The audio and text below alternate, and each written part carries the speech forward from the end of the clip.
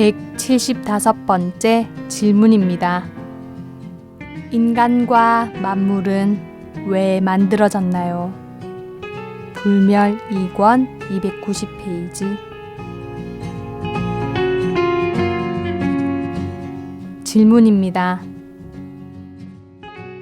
세상 만물은 왜 만들어졌고 인간과 동식물은 왜 만들어졌을까요? 답변입니다. 이것은 꿈이 왜 만들어졌는가를 묻고 있다는 사실을 먼저 깨닫고 생각해 보아야 할 문제이다. 일체의 물질이 공하다는 것을 이미 깨달았다면 꿈과 다름없다는 것을 알게 되었을 것이다. 소승이 꿈을 자주 비유하는 것은 모든 중생들이 자기의 마음작용을 적나라하게 바라볼 수 있는 상황이 오직 꿈밖에 없기 때문이다. 물론 근기가 뛰어나고 전생으로부터 깊이 도를 닦아온 자라면 이미 평소에 그 마음의 작용을 섬세하게 바라볼 수 있으니 이미 중생이라는 이름을 붙일 수 없는 존재인 것이다. 꿈은 단 하나의 정신에 의하여 드러나는 환상이다. 그러므로 정신이 깨어나면 그 환상 속의 경치와 존재들은 모두 사라지게 된다. 사실 이 현상이라고 말하는 곳도 그와 같다. 그러므로 세상 만물이나 인간, 동물과 식물이 왜 만들어졌느냐고 묻는 것은 너무나 자기의 견해가 당연한 것으로 인정한 채 질문한 것이다. 이렇게 자기의 관점이 옳다고 생각하며 질문한다면 답변자의 견해와 절대 하나가 될 수 없다.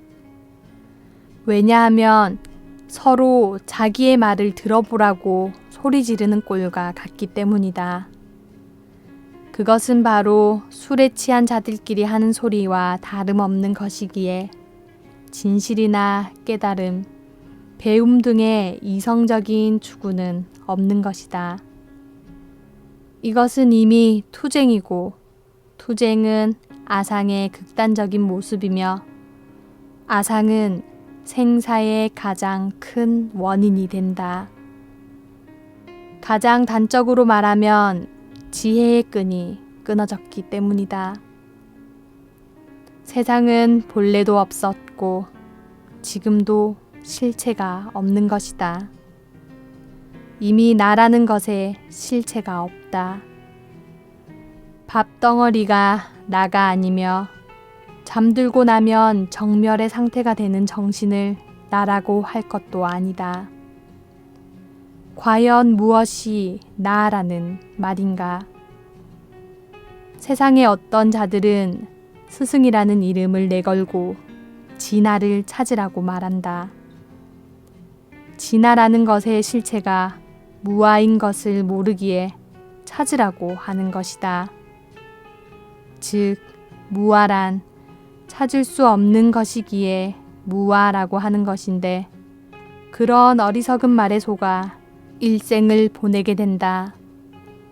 단지 무아임을 깨달으면 일체의 생로병사, 우비고뇌가 사라질 수밖에 없다.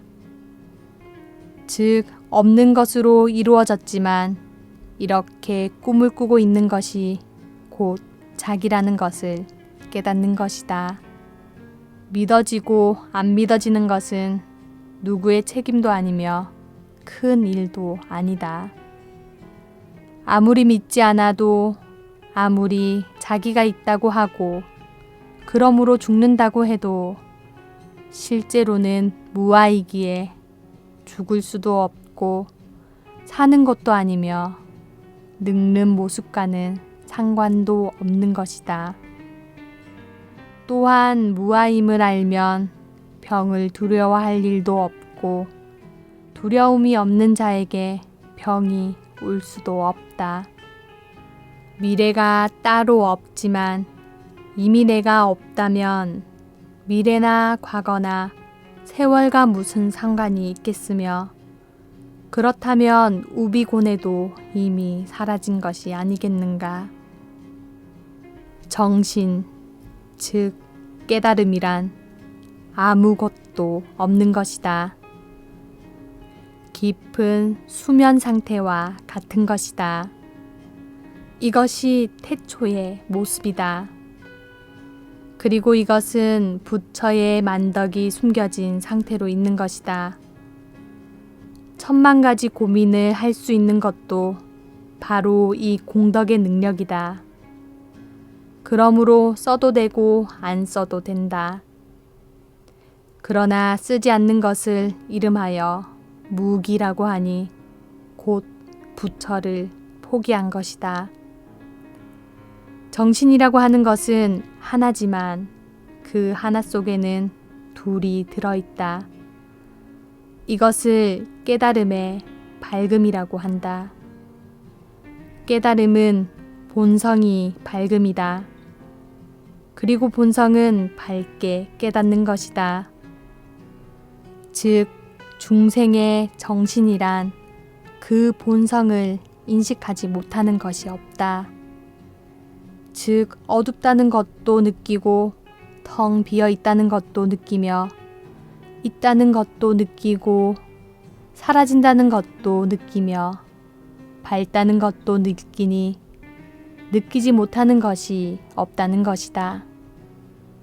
심지어는 느낄 수 없다는 것도 느끼니 이것을 이름하여 본성이 밝다라고 하는 것이다. 그리고 그러한 본성이 하는 작용이란 그렇다는 것을 아는 것이다. 만약 밝음이든 어둠이든 느낄 수는 있지만 그렇다는 것을 아는 정신의 능력이 없다면 석조인간과 다름없을 것이다. 이것이 하나의 정신 속에 들어있는 원초적인 깨달음의 능력이다. 이것이 찰나의 착각을 하게 되면 자기의 앞이 밝다고 생각을 하게 된다. 사실은 자기가 밝은 것이다. 그리고 자기의 밝음을 자기가 깨닫는 것이다. 그런데 깨닫는 능력 때문에 밝음을 깨닫게 되고 밝음을 깨닫게 됨으로써 깨달아지는 것이 있다고 생각하며 깨달을 것이 있기에 깨닫는 존재도 있다고 생각하게 된다. 즉 하나의 정신 속에서 주체와 대상이 졸지에 생기게 된다는 말이다. 꿈도 이와 같은 원리에서 드러나게 되는 것이다.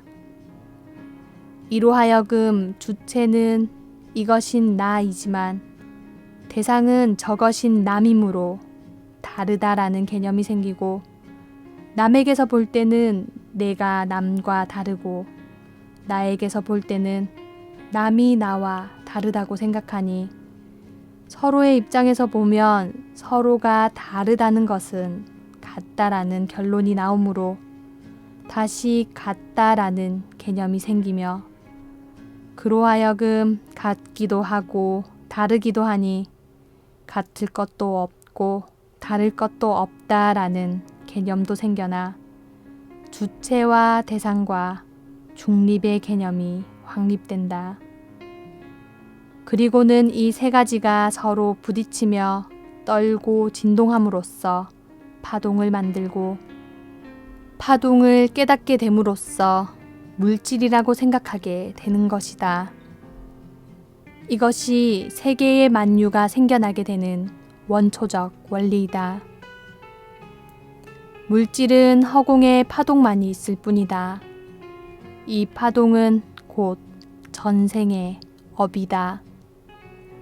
그러므로 이미 전생에 가진 있음의 개념에 의하여 이곳에 다시 드러나게 되었고 있음으로 드러나는 것은 반드시 없음으로 사라진다는 것을 깨닫게 되니 생사의 개념도 생겨나게 되는 것이다.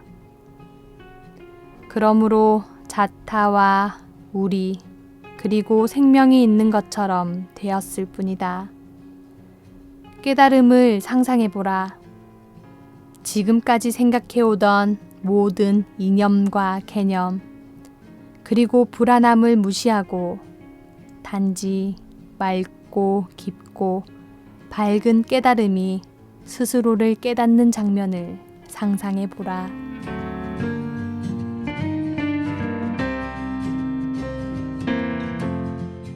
질문입니다. 왜 번성하려고 하며 욕심을 채우려 본능과 의지로 노력을 기울이는지요? 불성 등의 정작 중요하고 고귀한 방향은 관심도 없고 오로지 생명 유지와 개체 유지에만 노력합니다. 왜 인간들 중 소수만 도를 이루려 노력할까요? 답변입니다. 이제 왜냐고 물어야 할 것이 없음을 깨달아야 한다. 본래 그러했음을 깨달을 시간이다. 본래의 정신 능력에 기억이라는 대단한 능력이 있다. 그것은 모든 것을 수집하는 능력을 말하는 것이다. 앞에 진동 능력을 이름하여 사성제 가운데 고제라고 한다면 이 기억의 능력은 집제라고 하는 것이다. 이것이 곧 번성의 원리이며 욕심의 원리이다. 그리고 쌓여진 기억이 없으면 아무것도 할 수 없는 것이 곧 인생이다. 기억의 능력이 사라지면 인생은 있을 수 없다는 말이다. 그러나 저절로 한쪽 끝은 사라져 간다. 그리고 현실이라는 것도 찰나에 사라져 과거로 가되 단지 기억으로 남을 뿐이다. 이렇게 사라지는 능력 또한 정신의 확실한 특징이니 이것이 멸제이다. 그런데 이 능력에는 또 한 가지의 기능이 있음을 보아야 한다. 묘하게도 기억을 바탕으로 앞으로 나아간다는 것이다. 앞으로 나아간 것이 기억이 되기도 하지만 앞으로 나아가려면 반드시 기억을 바탕으로 하여 발자국을 디딘다는 말이다. 이것은 배운 대로 세상을 분별한다는 말과도 같은 것이다. 그러므로 어리석은 자는 끝까지 어리석은 분별을 더해갈 수밖에 없는 것이고 이러한 법칙 때문에 스스로의 위대함을 돌이켜 볼 수 있게 하는 스승을 얻으라고 하는 것이다. 이 법칙을 이름하여 본능과 습관이라고 할 수 있는 것이다. 기억대로만 하려는 법칙. 이것을 이루는 것을 도제라고 하는 것이고 삶이라고 하는 것일 뿐이다.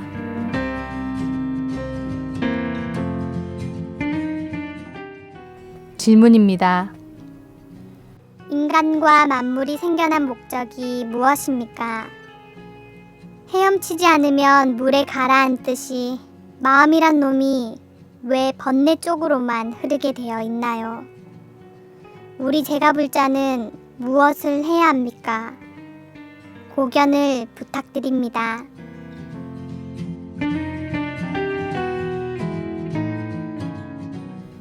답변입니다. 깨달음이 있는 목적을 묻는 것과 같다. 그리고 무엇이 있다는 것은 여러 개 속의 하나이므로 있다고 한다.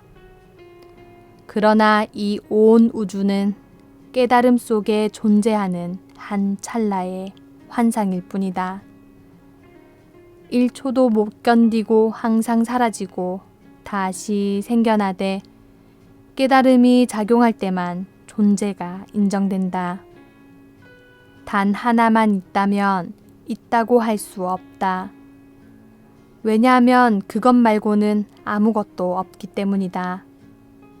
즉, 없다고 하려면 있음과 없음이 서로 반쪽씩 차지하고 있어야 이쪽은 있음이고 저쪽은 없음이라고 말할 수 있으나 오직 있음만 있다면 없음이란 이름도 없을 것이고 없음이라는 생각을 해보지도 않았을 것이다. 역시 오직 없음만 존재한다면 있다라는 것을 알 수도 없고 있다는 단어 역시 없을 것이기 때문이다. 깨달음 말고는 아무것도 없다. 단지 깨달음 속에 깨닫는 능력과 밝은 능력이 존재할 뿐이다. 이것은 이유나 목적이 있는 것이 아니다. 허공의 목적이나 존재의 의미가 있을 수 없듯이. 그리고 그것이 서로 마주하기에 다시 깨달음이 작용하고 깨달음이 작용함으로써 밝은 바가 생겨나고 다시 그 넷이 진동하며 인연을 맺어 천지 만물이 드러나지만 이미 깨달음 자체의 본성은 밝음이니 빛과 같은 것이어서 생사를 초월한 것이고 역시 깨달음 자체는 느끼는 능력이니 역시 생사가 없는 것이다.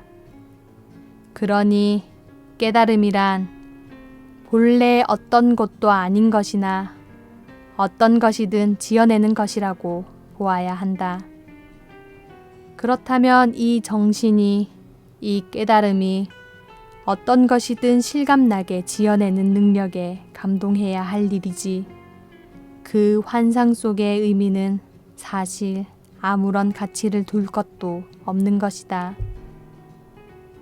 이미 꿈이라면 꿈인 줄을 안다면 어찌 꿈에서 하는 모든 짓에 속상해 할 일이 있고 칭찬하거나 고뇌할 일이 있으며 무엇인가를 해야 한다는 강박관념을 지어야 할 일이 있겠는가. 모두가 꿈이며 모두가 정신이며 깨달음이며 자기인 것이니 마음껏 쓰면 되는 것이다. 중생들이 꿈속에서 정해놓은 법을 어기고 징역에 가고 싶으면 그렇게 하라. 중생들과 상관없이 깨달음을 즐기고 싶으면 풀 뜯어먹는 법을 배우라. 중생들과 어울리되 그들은 모르게 혼자 속으로 즐기고 싶다면 그렇게 하라. 중생들과 어울리되 그들이 정말 불쌍하다면 최선을 다해 펼쳐주라.